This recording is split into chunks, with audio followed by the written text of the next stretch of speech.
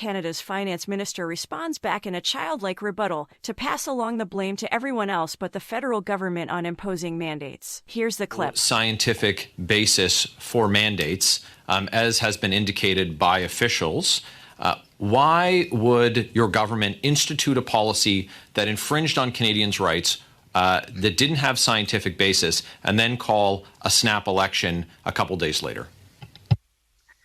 You mean the non-scientific mandates that was implemented by municipal governments? You mean the non-scientific based mandates that was implemented by provincial governments? You mean the non-scientific based mandates that was implemented by the private sector without required from government? You mean the non-scientific based mandates that was implemented by universities? You mean the non-scientific based mandates that was Minister, I'm talking about the mandates implemented by the federal government at airports. Governments around the world. I'd like to quote one of your officials in court documents that were reported on by Rupa Subramanya, and one of those officials is on the call today, actually, and let me quote in an email.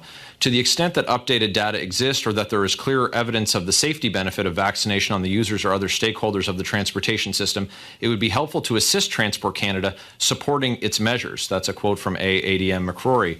Now, the mandates were set to be implemented, but your department didn't even have the information that indicated it was necessary or based in science.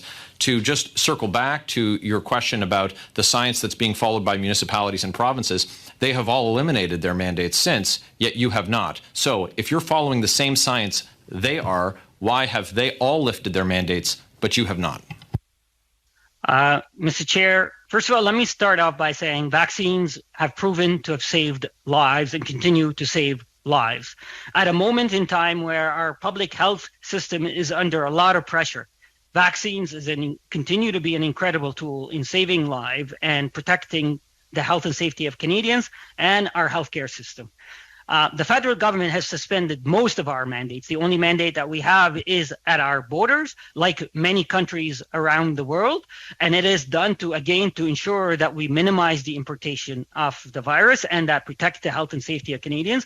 And let me point my honorable colleague, on top of all studies that have been done over the last 2 years, just the last 2 months, 2 different studies. One was done by the Canadian Medical Association. One was done by UBC, the University of British Columbia, that demonstrated that these public health measures, including mandates, protect the health and safety, have saved upwards of 60,000 lives, have prevented the importation of the virus tenfold at our borders. So there's ample evidence that I'm happy to table with committee that provides justification for these vaccines.